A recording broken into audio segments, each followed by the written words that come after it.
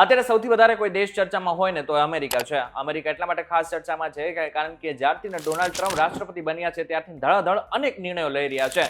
એમાં પણ ખાસ કરીને સૌથી મોટો નિર્ણય એ હતો કે જેટલા પણ લોકો ગેરકાયદેસર રીતે અમેરિકામાં રહી રહ્યા છે બધા જ લોકોને ડિપોર્ટ કરવામાં આવી રહ્યા છે. એમાં પણ ખાસ કરીને જો ભારતીયોની વાત કરવામાં આવે તો મોટા ભાગના લોકો તો ખાસ ભારતીય છે કે જેઓને ડિપોર્ટ કરવામાં આવી રહ્યા છે.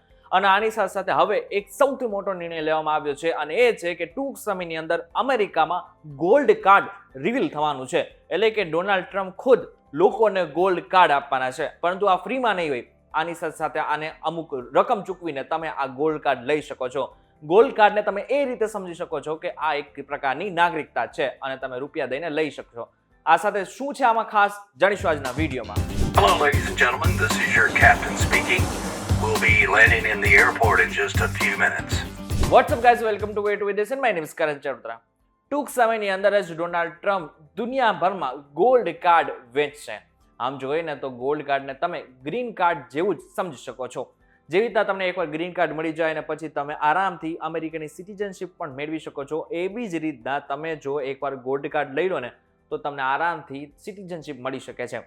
પરંતુ ગ્રીન કાર્ડમાં તમારે કોઈ પૈસા ચૂકવીને તમે ગ્રીન કાર્ડ નથી મેળવી શકતા, પરંતુ ચોક્કસથી તમારે ગોલ્ડ કાર્ડ જો તમે એકવાર ખરીદી લેશો તો આરામથી આગળના સમયમાં તમને નાગરિકતા પણ મળી જશે.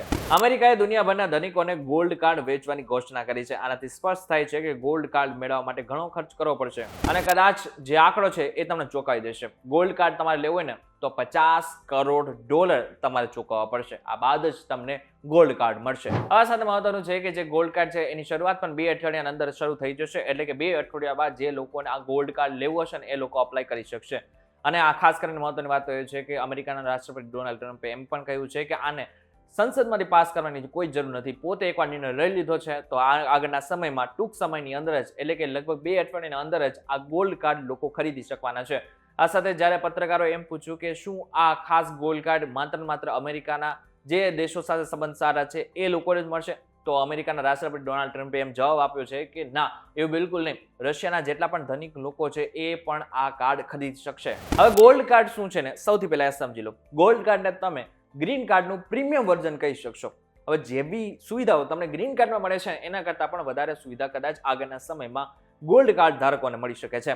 અને કેટલા વેચવામાં આવશે તો અમેરિકા એમ કહે છે લગભગ 10 લાખ ગોલ્ડ કાર્ડ વેચવામાં આવી શકે છે. આ ઉપરાંત આગળના સમયમાં જે લોકો પાસે ગોલ્ડ કાર્ડ હશે એ લોકો આરામથી અમેરિકામાં રોકાણ પણ કરી શકશે, એની સાથે સાથે બિઝનેસ કરી શકશે, નોકરીએ લોકોને રાખી શકશે, પોતે નોકરી પણ કરવી હશે તો પણ કરી શકશે અને આગળના સમયમાં પરિવારનું પણ ગુજરાન ચલાવી શકશે. ઇન શોર્ટ જો જોવા જઈએ તો આનાથી ફાયદો બંને તરફથી છે. એટલે કે જે લોકો ગોલ્ડ કાર્ડ ખરીદી રહ્યા છે એ લોકોને તો થશે. અમેરિકાને આનો કેટલો લાભ મળશે એ ઉપરથી તમને ખબર પડી શકે છે કે મોટા ભાગના જેટલા પણ ધનિકો છે એ આ કાર્ડ લેશે, જેનાથી આગળના સમયમાં જે અમેરિકા છે એની પણ આર્થિક સ્થિતિ સુધરી શકશે. ઇન શોર્ટ જો જોવા જાય તો આગળના સમયમાં તમારી પાસે પૈસા હોય ને તો તમે અમેરિકાની નાગરિકતા આરામથી ખરીદી શકશો.